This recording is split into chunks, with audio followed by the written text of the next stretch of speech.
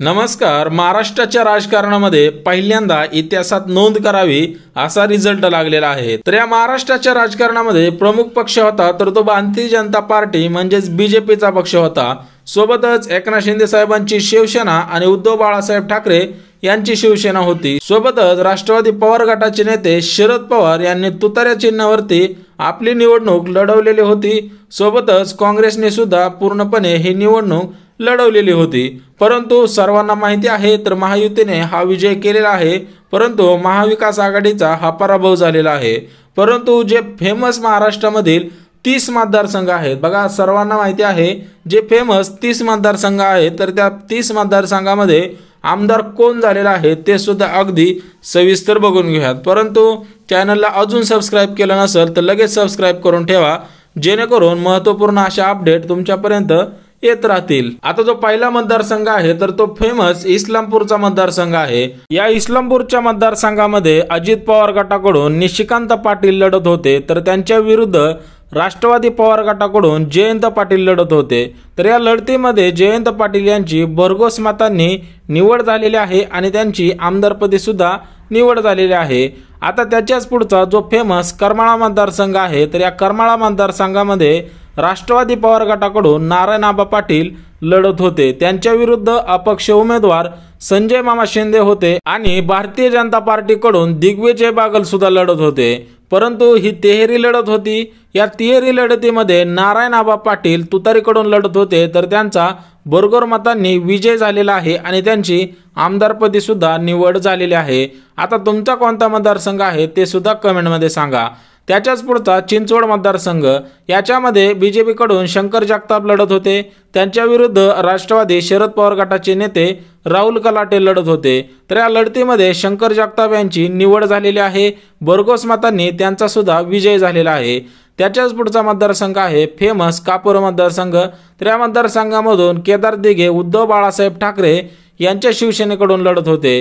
त्यांच्या विरुद्ध माजी मुख्यमंत्री एकनाथ शिंदे साहेब शिवसेनेकडून लढत होते। तर या लढतीमध्ये मुख्यमंत्री एकनाथ शिंदे साहेबांची परत एकदा आमदार म्हणून निवड झालेली आहे। आता ते मुख्यमंत्री होतील का हे सुद्धा कमेंटद्वारे कळवायचं आहे। त्याच्याच पुढचा मतदारसंघ फेमस नागपूरचा मतदारसंघ। या नागपूरच्या मतदारसंघामध्ये बीजेपी कडून देवेंद्र फडणवीस लढत होते। त्यांच्या विरुद्ध काँग्रेस नेते प्रफुल्ल गुडदे लढत होते।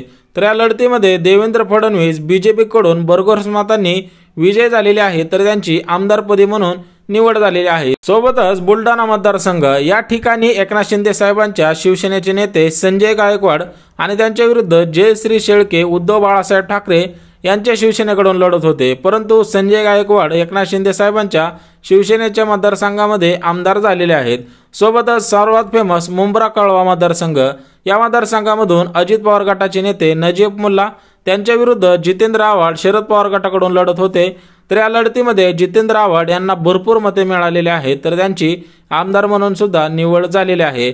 त्याच्याच पुढचा फेमस वरळी मतदारसंघ, या वरळी मतदारसंघामध्ये एकनाथ शिंदे साहेबांची जी शिवसेना आहे तर त्याचे नेते मिलिंद देवरा लढत होते। त्यांच्या विरुद्ध उद्धव ठाकरे यांच्या शिवसेनेकडून आदित्य ठाकरे लढत होते।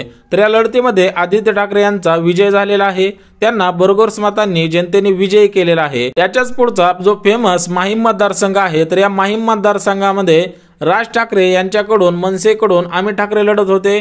त्यांच्या विरुद्ध सदा सरवणकर शिवसेनेकडून लढत होते। तर यामध्ये अमित ठाकरे यांचा पराभव झालेला आहे, परंतु या मतदारसंघामध्ये कोण निवडून आलेला आहे ते सुद्धा कमेंट करून सांगायचं आहे। सोबतच फेमस कुडाळ मतदारसंघ, या मतदारसंघामध्ये उद्धव बाळासाहेब ठाकरे यांच्याकडून वैभव नाईक लढत होते तर त्यांच्या विरुद्ध निलेश राणे हे एकनाथ शिंदे साहेबांच्या शिवसेनेकडून लढत होते। तर या लढतीमध्ये निलेश राणे यांचा भरघोस मतांनी विजय झालेला आहे तर त्यांना भरपूर मतांनी लोकांनी निवडून दिलेला आहे। त्याच्याच पुढचा इंदापूरचा फेमस मतदारसंघ आहे। या मतदारसंघामध्ये तिहेरी लढत होती तर त्याच्यामध्ये अजित पवार गटाकडून दत्तामामा भरणे उभे होते। सोबतच राष्ट्रवादी पवार गटाकडून हर्षवर्धन पाटील उभा होते। तर याच्यामध्ये दत्तामामा भरणे यांचा भरघोस मतांनी विजय झालेला आहे। त्याच्याच पुढचा मतदारसंघ आहे तासगाव कवठे महाकाळ। या तासगाव कवठे महाकाळ मतदारसंघामध्ये राष्ट्रवादी पवार गटाकडून रोहित पाटील लढत होते तर त्यांच्या विरुद्ध संजय काका पाटील अजित पवार गटाकडून लढत होते। तर या लढतीमध्ये रोहित पाटील यांचा दणदणीत असा विजय झालेला आहे तर त्यांनी लोकांनी दिलेल्या प्रेमामुळे त्यांचा हा विजय झालेला आहे असं सुद्धा सांगण्यात आलेलं आहे। सोबतच छत्रपती संभाजीनगर हा सुद्धा फेमस मतदारसंघ आहे। यामध्ये काँग्रेस नेते लहू शेवाळे आणि एमआयएमचे नेते इम्तियाज जलील यांच्यामध्ये लढत होती, परंतु इम्तियाज जलील यांचा पराभव झालेला आहे। या मतदारसंघामध्ये कोण निवडून आलेला आहे ते सुद्धा कमेंट करायचं आहे। त्याच्याच पुढचा मतदारसंघ आहे बारामतीचा मतदारसंघ। या मतदारसंघामध्ये अजित पवार लढत होते, सोबतच योगेंद्र पवार लढत होते। तर याच्यामध्ये चुलत्या पुतण्यांमध्ये लढत होती। तर या लढतीमध्ये अजित पवार यांचा भरघोस मतांनी विजय झालेला आहे। जनतेने त्यांना निवडून दिलेला आहे। बारामतीचा विकास पाहता जनतेला मनामध्ये जो प्रश्न पडलेला होता तर खरोखर अगदी बरोबर झालेला आहे। त्याच्याच पुढचा मतदारसंघ आहे फेमस बीड मतदारसंघ। तर या मतदारसंघामध्ये अजित पवार गटाकडून योगेश क्षीरसागर लढत होते, त्यांच्या विरुद्ध राष्ट्रवादी पवार गटाकडून संदीप क्षीरसागर लढत होते। संदीप क्षीरसागर यांचा भरघोस मतांनी विजय झालेला आहे। त्याच्याच पुढचा मतदारसंघ आहे जो अत्यंत फेमस असणारा मतदारसंघ परळीचा मतदारसंघ। यामध्ये राष्ट्रवादी पवार गटाचे नेते राजासाहेब देशमुख त्यांच्या विरुद्ध अजित पवार गटांकडून धनंजय मुंडे लढत होते। तर या लढतीमध्ये धनंजय मुंडे यांना 1 लाखांपेक्षा जास्त मते मिळाल्यामुळे त्यांची सुद्धा आमदार म्हणून निवड झालेली आहे। त्याच्याच पुढचा येवल्याचा मतदारसंघ आहे। हा येवल्याचा मतदारसंघ फक्त छगन भुजबळांमध्ये फेमस झालेला होता। तर अजित पवार गटाकडून छगन भुजबळ उभे होते, सोबतच माणिकराव शिंदे शरद पवार गटाकडून लढत होते। छगन भुजबळ यांचा भरघोस मतांनी विजय सुद्धा झालेला आहे। त्याच्याच पुढचा मतदारसंघ सर्वात फेमस ठरलेला मतदारसंघ कर्जत जामखेड मतदारसंघ। तर या मतदारसंघामध्ये बीजेपी कडून राम शिंदे लढत होते। सर्वांना माहिती आहे कर्जत जामखेड कशामुळे फेमस आहे आणि या ठिकाणी मागच्या पंचवार्षिकमध्ये रोहित पवार हे आमदार होते। सोबतच या पंचवार्षिकला सुद्धा तेच आमदार होणार आहेत अशी संकल्पना दर्शवण्यात आलेली होती। परंतु कर्जत जामखेड मतदारसंघामध्ये प्रामुख्याने बीजेपी नेते राम शिंदे उभे होते।